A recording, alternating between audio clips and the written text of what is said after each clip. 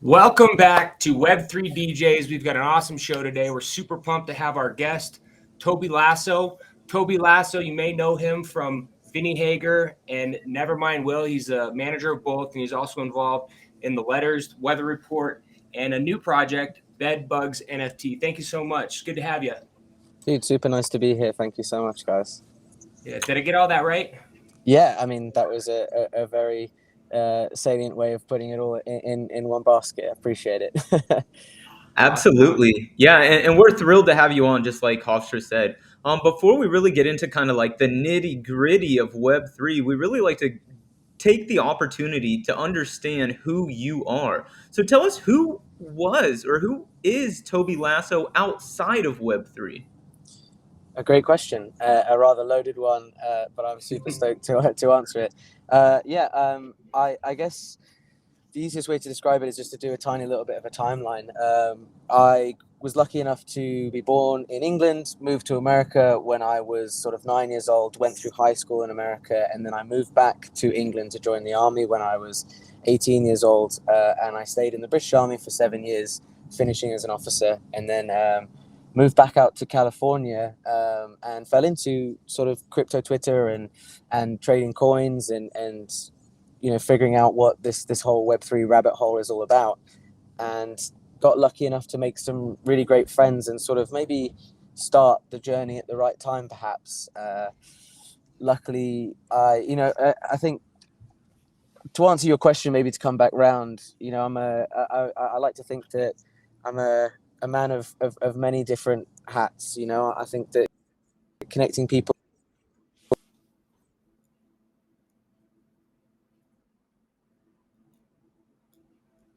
Oh, got a little technical difficulty.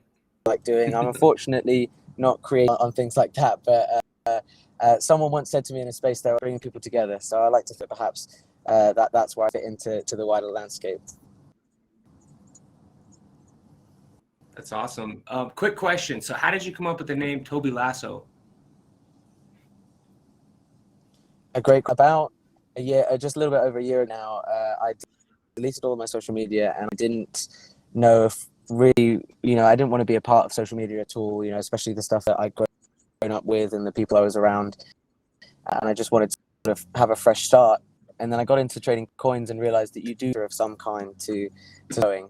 And I decided I just finished watching Ted Lasso, the first season, and I was just overwhelmingly happy with how amazing that TV is. Really wonderful. And I think that like in a world full of like murder podcasts and all these like horrific things that we seem to consume as human beings. There you go. Two McLarens just roared past me. I apologize. Casual. I was truly yeah. I was truly amazed that this show had come out, and it was like really positive and amazing, and like this guy was leading up a football team. At the same time, he was trying to work individually on the people themselves, human beings. And I thought, if I can be anyone and I'm anonymous, I'd like positive. I'd like to sort of take it on Ted Lasso. So I was originally called Crypto Ted Lasso, and then at the beginning of the year, in order to get sort of verified on Twitter and perhaps not DCMA'd I decided to drop the Ted Lasso part and just call myself Toby Lasso, because Toby is my real first name. Right on. That's a great story. I love that. I crushed that like one weekend, like all episodes. So hey, you're at the McLaren F1 race right now. Is that somehow tied to the McLaren project on Tezos?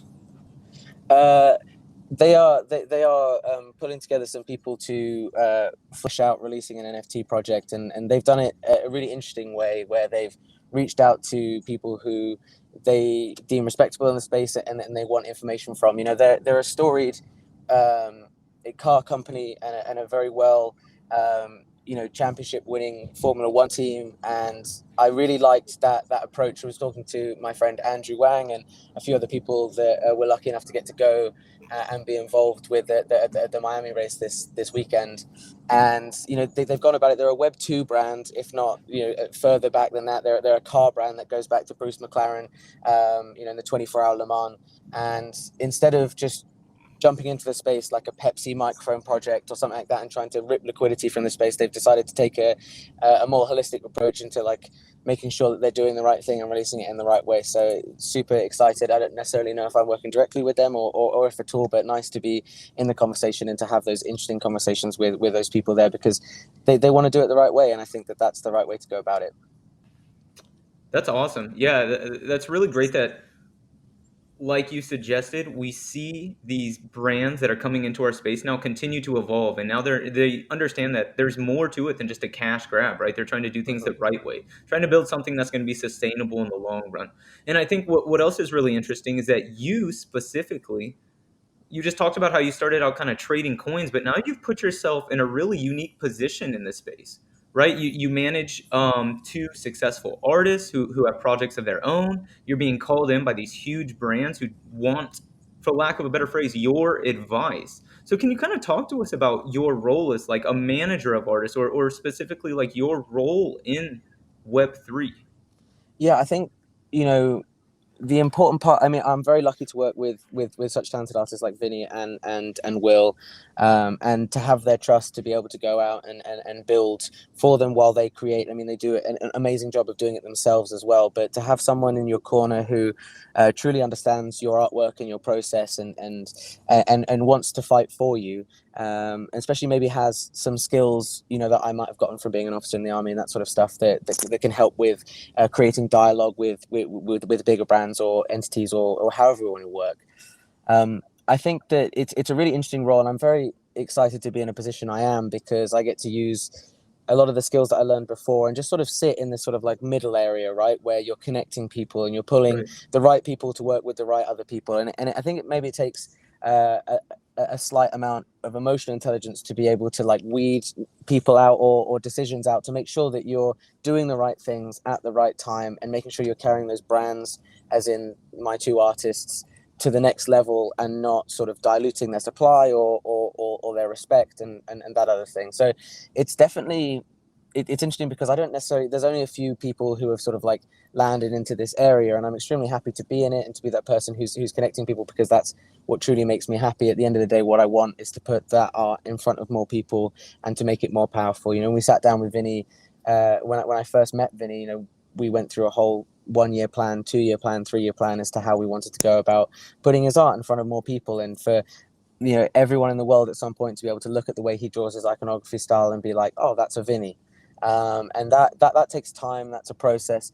That's a constant, you know, battle towards making sure that what you're doing is releasing things and doing things correctly. And you never really 100% know, but trying to flesh out those things is just part of, I guess, what I'm trying to do as humbly and as best as I can, because I am extremely and acutely aware of how lucky I am to be in the position I am at the moment I am, if that makes sense.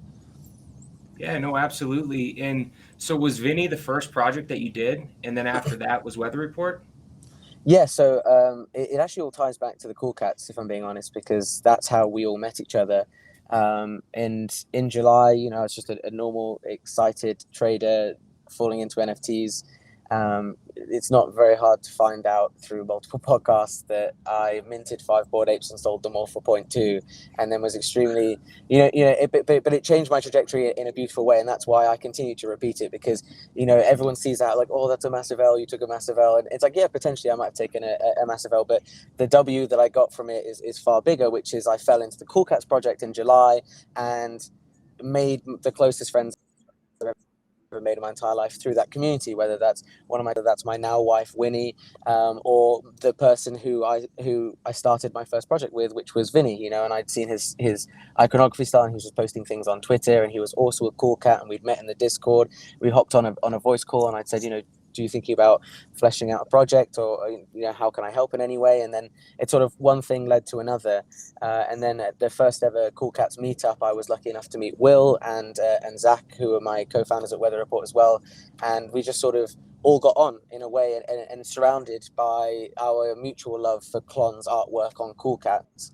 And it's been really nice to sort of have that base to sort of jump from, and the management side of things has grown from that, and how we sort of navigate the space we do all together, which is something that I always employ other people to say, you know, when they're like, oh, how do you get started in NFTs? How do you do what you do? And I want to be able to do this, that, and the other. And my advice is always find a community that was the Cool Cats for me, you know, and it can be any community, whether it's, say, the Alien Friends community, or it's, you know, the Bored Ape community, or whatever it is, you know, you've decided to fall into. Go into those discords and connect with those people, because that mutual connection around a project that you all like will birth other things and everything you want to do in the future, really. Yeah, that's awesome. And I can't undermine the fact that, you know, you just suggested you essentially found love through Web3, right? That's a very bullish sign if I've ever heard of one. So I do want to call out the Weather Report, because both me and Hofstra are proud Weather Report holders. And you guys actually had some recent news that we want to touch on that I think is really interesting. So you see that you guys will be featured at Complex Land. Can you guys hear me? I'm Yes, so sorry. Yeah, we can hear you. Can you hear us? Oh, wait, we're back. Yeah, we're back. You're good. I'm so sorry, guys. Oh, it's all good. Can you hear us? Yeah, oh, good. Okay, so yeah, we just wanted to call out, you know, we are both Weather Report holders, proud holders. Oh, wow. Thank you so much. And you guys just had some big news. You'll be featured at Complex Land this year. So can you tell us, you know, how did this come about and what exactly does this mean? It says 3 days of surprise drops, new releases, and brand exclusives. And you guys will be one of the featured brands here. I mean, this is huge. Talk to us about this. Yeah, sorry, again, someone keeps FaceTiming me, and it's Complex Land, super excited. We were lucky enough to be invited because of Zach and Will's mutual connections in Web2, and it's something that we try to reiterate to Weather Report holders. You know, like, we're aware that the floor is what it is, we're aware that the market is what it is, and that we're fighting an uphill battle. We turn up every day, we work as hard as we can, irregardless of those things, to make sure that we can deliver on what we're trying to do. And these, you know, connections through Web2, I mean, Zach's worked for Online Ceramics, and Will was, you know, a part of Stussy for 5 years, created his own streetwear brand. They're fully entrenched in the LA side of streetwear, and that's something that is relatively untapped, in my opinion, on the whole, in Web3, because Web3, we have three things. We have Discord, Twitter, Opensea, and that's pretty much all we see. But these connections and backroutes to brands that are solidified in the Web2 space will end up providing value in the long run, right? Unless you're, I mean, if you're three people that have no connections, you're fighting an uphill battle, because you release an NFT project and then you know, you have to then go out and make those connections due to this immediate success of that project. And I feel quite lucky to have my co-founders who understand that they can pull on those connections, and you know, like, we have our own cut and sew factory that we do all of our merchandise with, and that's positive compared to have to get it screen printed through a third-party company and stuff like that. So super.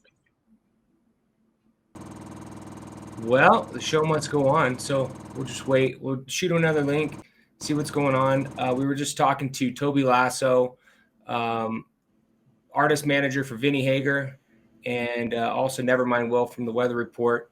And we were just talking about Complex Land, which I believe is part of Complex Con, and they're going to be featured there. So we'll try to get them back real quick.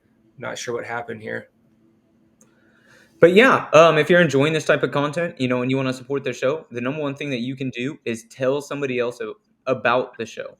The second best thing that you can do is like, comment, and subscribe. So definitely go ahead and do that. Show us some support. And we'll be doing our giveaway at the end today. So we're giving away a Zed run.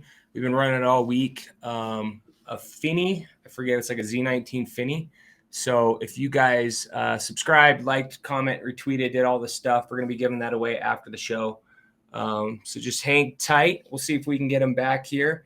And other than that, you know, one of the questions I wanted to ask him when he gets back is, you know, a lot of projects right now are starting to dip. I mean, it's been a week and everyone's already, oh, it's bear market, this and that. And there's just so many projects coming in. I'm interested to see how they plan on keeping people's attention in the space with all the noise and the FUD and just different projects going on. It's a very interesting thing to tackle if you're a project owner. So I'm curious to hear his thoughts on that. Yeah, definitely. That's something that I would love to learn about as well. I'd like to understand how to incorporate those concepts into my work, and my life as well. I mean, ideally that'd be things we could leverage for the show. So I think that's definitely a great idea. Also want to get his thoughts on Cool Cats. Cool Cats was ripping and it's kind of slowed down. So it's cool to hear that they're still involved in that. And I'm interested to hear his thoughts on that as well.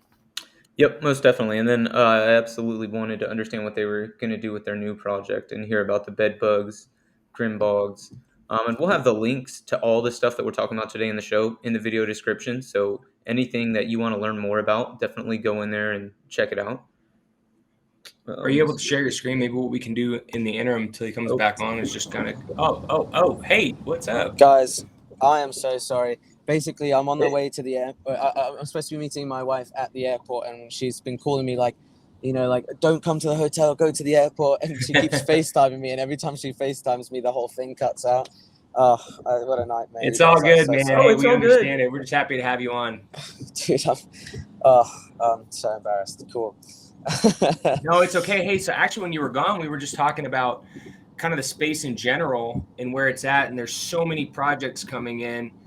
Compared to last year, it's just a different ball game. And we're now going into year 2 of a lot of these projects. Mm-hmm. And since you've had some experience kind of early on, I wanted to get your opinion or your take on how you think projects are going to succeed and continue to maintain momentum and keep their communities engaged moving forward. Yeah, fantastic question. And one I've actually been talking to people about over the last few days. We've seen the market change massively since January, in my opinion, when people have sort of cottoned onto the idea that if you can get into a Discord and get the whitelist, then you're in the running for a 2 or 3x at least, right, in the first sort of 2 or 3 days. And that worked really well for about 3 months. And then too many people turned up and decided to do that. And this sort of flipper culture has sort of taken over at the space massively. We've got a lack of overall liquidity and we're inundated with new projects and people launching things. People have figured out how to tap into Solidity developers and artists and put a team together and create something, add Twitter hype into that, and then suddenly you're in the money, right? And right. I think that unfortunately, there's a lot of people who see that as a money-making opportunity and not a business-building opportunity.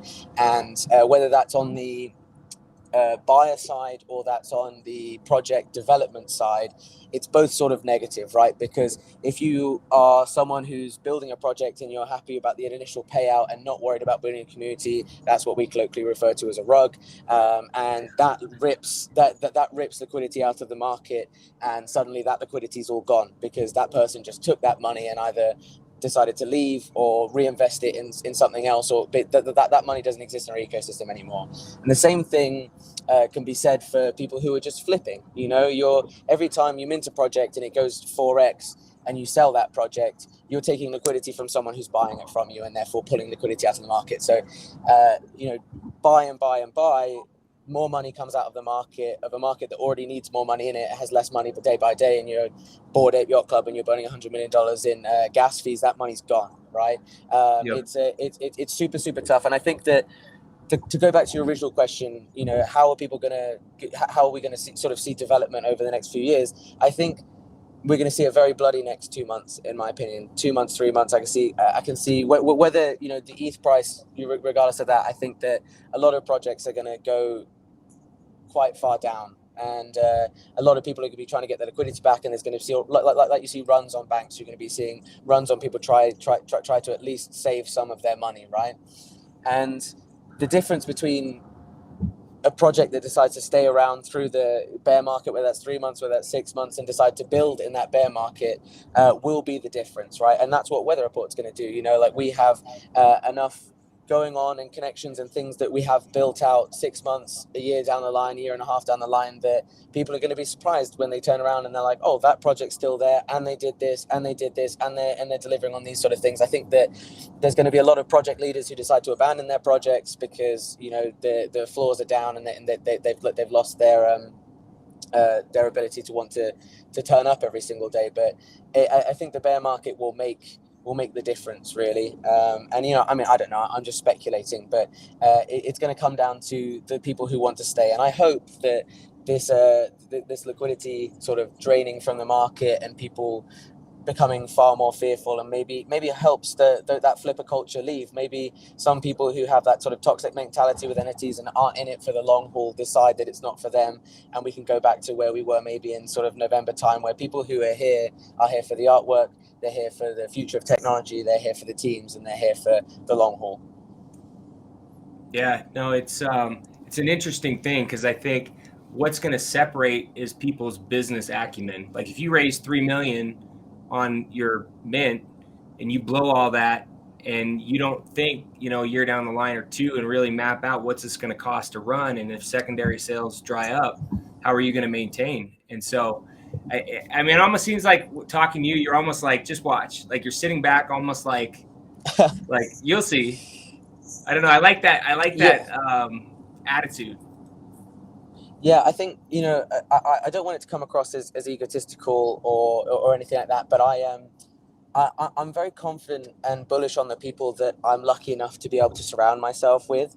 And I think that what a lot of people don't get to see in the normal collector market is, you know, how intelligent Andrew Wang is when you get to sit down with him for dinner, and, you know, he speaks for 45 minutes, you know, and you get to be close to these people who are creating the future of what's happening. And when there's so many talented, impressive people around, I think I find it quite hard to get down on individual day-by-day market conditions, because I'm like, okay, if there's people who helped create the very basis of the World Wide Web, massively investing in the future of this economy, then there's no way that this will fail in the long term. And so that gives me an understanding that, you know, like, oh, I'm very happy to be surrounded by the people I'm surrounded by and the talent that I'm surrounded by. And I guess it makes me bullish on things as a whole. It doesn't make me, you know, bullish to the point that I'm delusional, because, you know, I'm still reading the ETH charts and I'm still making sure this is how I make my money. This is how I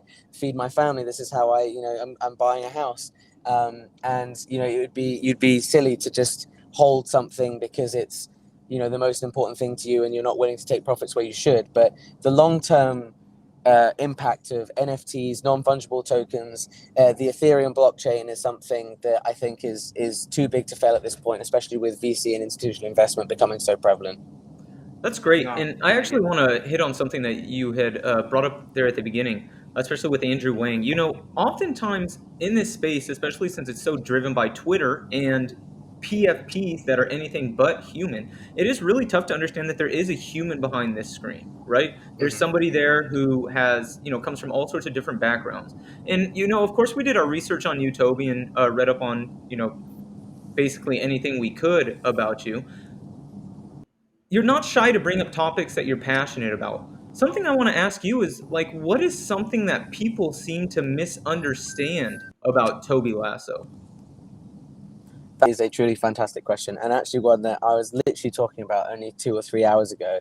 And I think it's that, you know, like I'll go back to what I said before. You know, I started my account as Toby Lasso because I wanted to be positive, I wanted to be honest, and I wanted to be in, you know, I saw the blockchain as transparent, immutable, and, you know, I wanted to be that in myself, you know, and it's been a really bizarre static shift, right? I came from, you know, I'm making a brand new Twitter account with 0 followers to now having, you know, the following that I do have now, and coming to understand, you know, what difference it is to put things out in the world, put yourself out on the line, be doxxed, you know, and be emotionally open with the people who follow me it's been a really strange transition for me, because, you know, I spent all that time in the army and dealt with certain PTSD issues, and then came out, and now I've worked through all of that, and I'm okay. And now I deal with quite heavy anxiety, and it comes from, which is a completely new feeling for me, but it comes from, a want to do well and a love for the people who are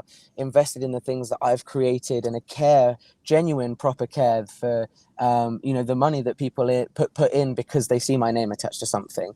And I think that what people misunderstand is that they see X amount of followers, or they see pictures of me at an F1 race, or they see these other things, and they're like, this guy's a rich asshole, right? And I think that they potentially might think that I come across as kind to weaponize the way that I release projects or the way that I do things. And I think that just trying to find that balance, it's a small amount of people who think that I'm being disingenuous, but it does exist. And I think that, especially when markets are down and people are overinvested, they see, figures and leaders who are open, broad targets, and they attack you for that. But I truly am just trying to, do the very best that I can for all the people that I can, in the best way that I can, and that includes myself as well. Like I'm here to build as much as I can towards the future, make some money so that I can be sure that I can feed my family and have a nice, comfortable life, but also put art in front of people that potentially may not have ever seen it before, and just coming to an understanding that people are going to dislike you for reasons that you can't quite calculate, even though you're trying to be as nice as possible, it's a strange one. And I may have gone off on a tangent there. I don't know if it made a total amount of sense, but yeah, it's been a strange transition. No, that made a lot of sense. Actually, we were just talking about this before. So it sounds like you're fairly busy with all of these different projects and some of the stuff that you just touched on with the PTSD and anxiety and all that. How are you able to find a balance so it's not just all NFTs? Because NFTs can wrap you up quick. You can go from, having everything pretty calm to like not sleeping and just being 100 miles an hour in the space. How do you balance that? To be honest, not very well. It's something that I'm truly trying to work towards doing, because it's a full-time job in every aspect, and especially when you care for something and for people who are involved in things, that is something that you can't necessarily switch off. When floors are down and people, including my own family, have invested money in things, I have very, very sleepless nights knowing that I want to be able to deliver for the reasons that people have invested in projects that I'm a part of, and so trying to find that point where you can remove yourself, even just a little bit, even if it's for a day, or to be honest, I've been very lucky with getting married to my wife, Winnie, who's also in the space. She does an amazing job of keeping me calm, and we sort of like balance each other out. But honestly, I would really like to know the smoking gun answer to that question, because I really do need it. Yeah, I like when I got into this space, just a little side story.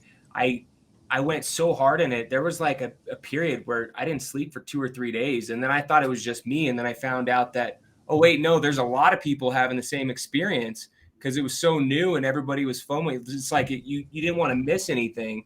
And I had to take a step back for a little bit just to reset. And it was really good because I think my perspective was different. So just keep exploring it, man. I don't have the best answers too. I'm kind of like you. So figuring it out. Are we coming close to time with you, Toby? Yeah, I mean, I've got about five more minutes, if that's okay. Okay. I apologize. Yeah. Apologize for the rush. No, it's all good. All good. Yeah, before we go, something we definitely wanted to bring up is you're involved with this new project, Bedbugs, right? We've got to bring them up. It's really cool. I really like what you guys have going on here. You are the director of marketing. We were telling people on our show last week that it's kind of like a really cool concept, and it almost feels like you guys are playing off of like the Bigfoot lore or something like that, right? We really like the art. What can you tell us about this project? What does the director of marketing, mean for a project like this?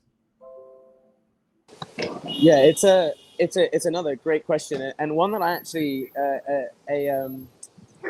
a title that I made up for myself in that project. The project was created by a good friend of mine, Aaron Mersky, who is extremely talented connector and builder, and he wanted to create something with people who he really liked, and he wanted their involvement to be as much as they were willing it to be, right? And you know, I'm a co-founder of Weather Report, and extremely proud of that.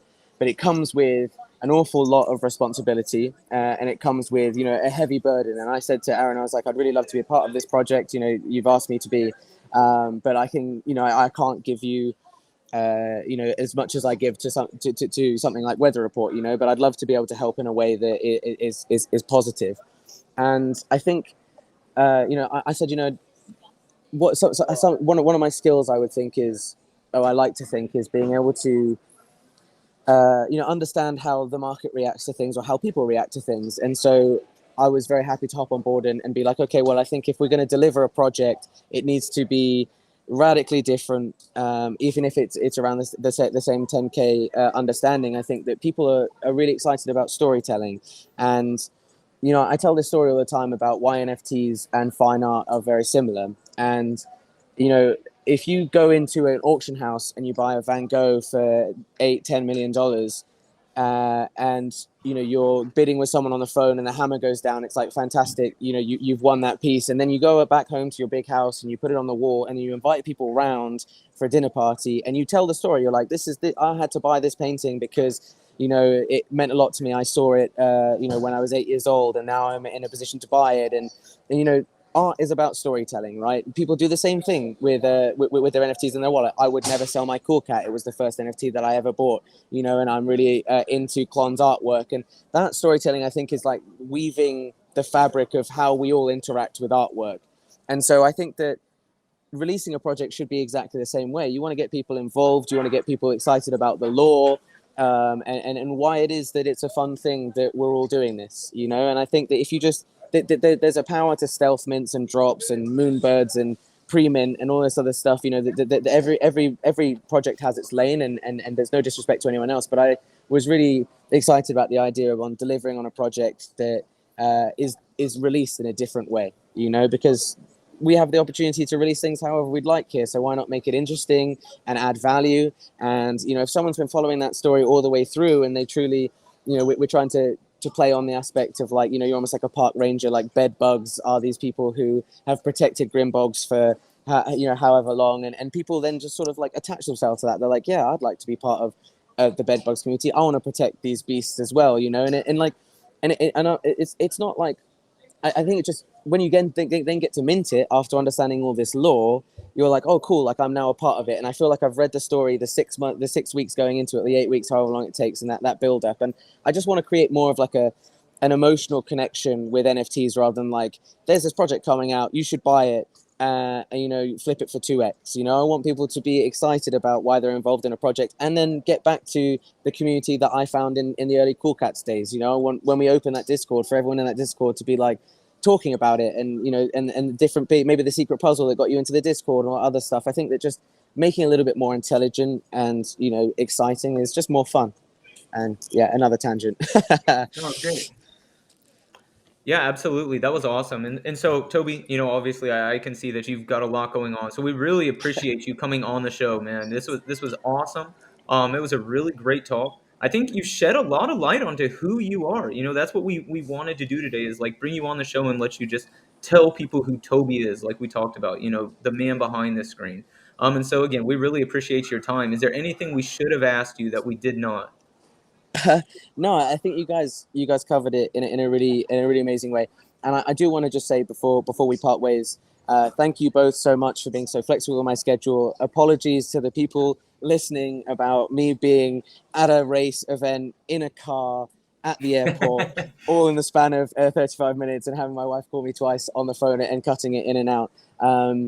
I really love and care about this space, and I love the people in it, and I love the people who are building things because they're excited. You know, you guys building a show together because you want to learn more about the individuals in the space, people getting together to make a project or learning Solidity. I think that, you know, we're in a super exciting part of life, and there's going to be ups and downs, there's going to be peaks and troughs, but those people who are here for the long haul, who are just obsessed with the idea that NFTs are the future, I'm just super thankful for that. And I'm thankful to get to work with people like you guys all day long. So I appreciate you letting me on the show. Thank you. Absolutely. Well, ladies and gentlemen, Toby Lasso, get home safe. Hope your wife's not too mad at you.